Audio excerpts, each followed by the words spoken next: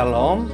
Hari ini kita akan renungkan kitab Yosua pasal 17. Teksnya ayat 7 sampai 18. Paragraf yang pertama ayat 7 sampai 13. Batasan-batasan daerah Bani Manasye-nya sudah dituliskan, dan ayat 14 sampai 18 Bani Yusuf meminta milik pusaka lebih banyak. Yosua berkata, "Kalau begitu, pergilah ke hutan dan bukalah tanah bagimu di sana, di negeri orang Peris dan orang Lepai." Namun mereka bersungut-sungut dan berkata bahwa semua orang Kanaan yang diam di dataran itu mempunyai kereta besi. Kesimpulannya, Manasye yang setengah di sebelah barat sungai Yordan juga diberikan milik pusaka. Batas daerah Manasye ialah dari Asher ke Mikmetat yang di sebelah timur Shikem. Kemudian batas itu terus ke selatan ke daerah penduduk En-Tapua. Batas mereka berjumpa dengan suku Efraim, Asher, dan Isakar. Dalam kota-kota itu, beberapanya kepunyaan suku Efraim, sekalipun di tengah-tengah kota-kota suku Manasye. Namun juga ada beberapa kota di daerah Isakar dan Asher, ada juga kepunyaan suku Manasye. Batas milik pusaka mereka berbeda daripada perbatasan negeri. Mereka lebih dekat sepertinya komunitas besar. Namun di daerah mereka juga masih ada beberapa bentuk Kanaan. Mereka menjadi penyebab pencobaan secara rohani. Namun Bani Yusuf berkata kepada Yosua supaya tambah undian sebab mereka menjadi dua suku.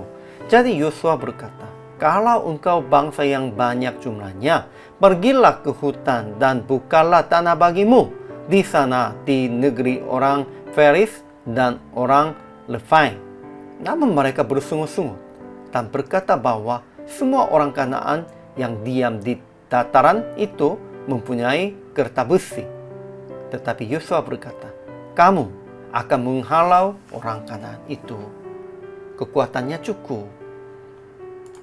Ajaran tentang Allah hanya satu aja. Tuhan telah memberikan tanah kepada Bani Yusuf dengan adil menurut kaum-kaum mereka sampai tidak kekurangannya. Pasti mereka dapat sudah secukupnya.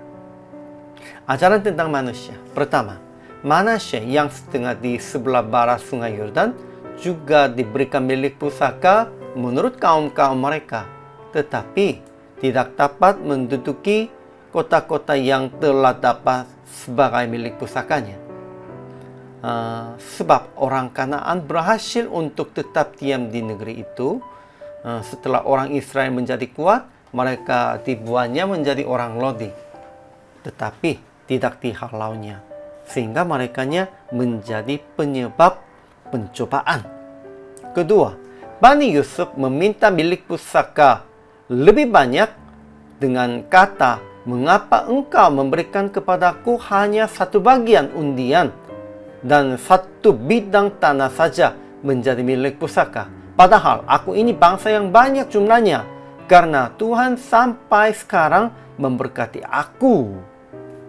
Ajaran yang ketiga, Yosua berkata, "Kalau begitu, pergilah ke hutan dan bukalah tanah bagimu di sana, di negeri orang Peris dan orang Lepai." Namun mereka bersungut-sungut dan berkata bahwa semua orang Kanaan yang diam di dataran itu mempunyai kereta besi. Jadi Yosua berkata, "Engkau ini bangsa yang banyak jumlahnya dan mempunyai kekuatan yang besar. Kamu akan memilikinya sampai kepada ujung-ujungnya. Sebab kamu akan menghalau orang Kanaan itu, sekalipun mereka mempunyai kereta besi dan sekalipun mereka kuat."